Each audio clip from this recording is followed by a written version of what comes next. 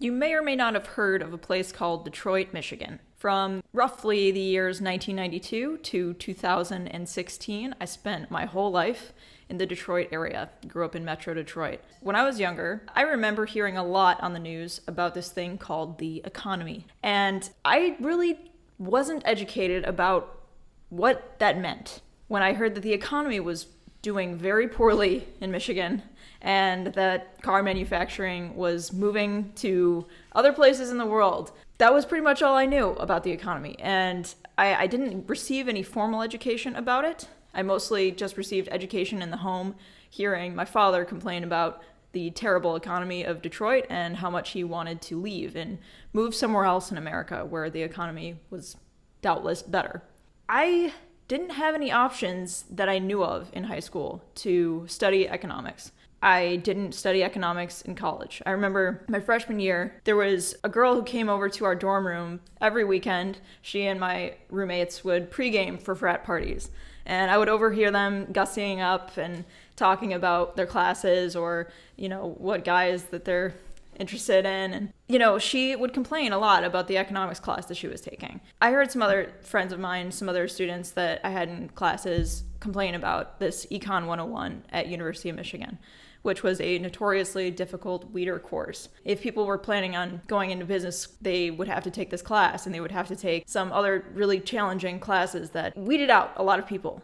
I had the impression that this wasn't for me. It kind of calls into question the purpose of education. If you feel that you're at a school where you can't actually take a class because it's going to be so difficult that you'll inevitably fail, that you'll inevitably not be able to pass the class and get on academic probation and so on, this really is the fundamental problem with the university system. If you want students to actually learn, shouldn't there be more emphasis on retaking the class, not letting it destroy your entire resume, your entire academic transcript if you fail a class one time? So I avoided it, thinking that this would be terribly difficult for me, and I never really learned about economics. I was never motivated by wanting money, and I kind of felt ambivalent about it and judgmental of people who were really motivated by earning money. Not necessarily an immoral thing, not an evil thing, but my impression of people who were studying economics or really interested in learning about the stock market.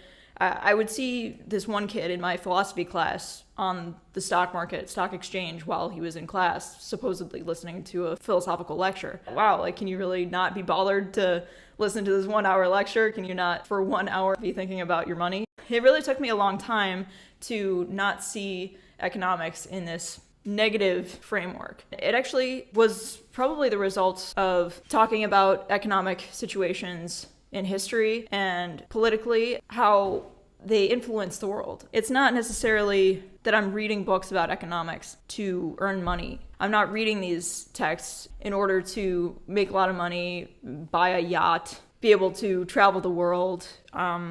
So yeah, I was lucky enough to be in a relationship with somebody who's got a lot of economic knowledge. He's taught me a lot about economics. He's encouraged me to read some books about economics. I encouraged you, but why did you want to read them? You tell them that. Well, I don't want to be ignorant. I'm 28 years old, and if I don't know the first thing about how the American government makes money, shouldn't I know these things at a certain age? And actually, some of it too is because I might be in a position in the future where I have to teach somebody who's younger than me. Somebody might ask me a question. My boyfriend has a daughter who's now 8 years old. It's possible in 8 years she'll ask me about economics. She'll maybe be deciding on what major she'll want to go into in college and ask about economics. And if she asks me the fundamentals, I want to be able to answer.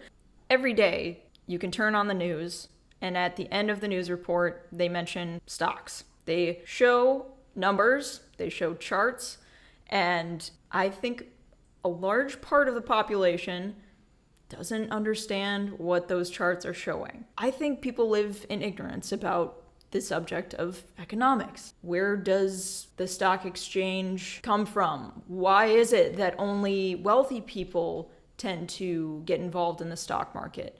Or why is it that when you work for a company, at a certain point, you have a 401k? That money is being invested in a bunch of different stocks and bonds, and you're told that it's a secure way to keep your money, or to, when you retire, that you will have enough money to take care of yourself, to take care of your children and grandchildren.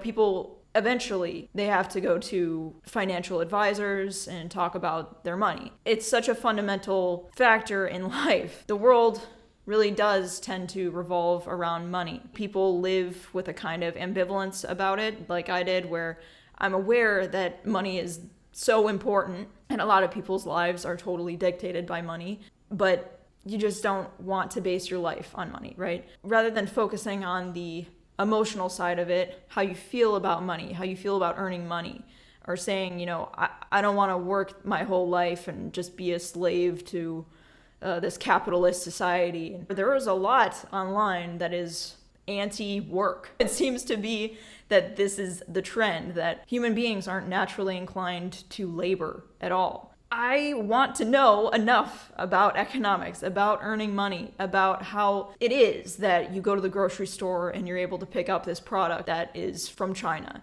How is this possible? Isn't it something that's a wonder of our modern day? Isn't it something that is worth analyzing and worth studying? I don't think it's possible for everybody to study every topic. I don't think it's possible for everybody to care about Aristotle or care about reading Thucydides. But for something that's every day talked about on the news constantly, the economy, the economic situation, house prices are going up. Why? Inflation is a problem. Why? Are you just going to ignore those parts of the news, or just learn that these are these abstract ideas and say like, oh yeah, there's a lot of inflation right now, so I can't buy a house. Me and my husband, we can't buy a house because inflation. This kind of abstract, imaginary thing. You can't really put a finger on it, like, oh, because of this situation this past year, the economy is in shambles.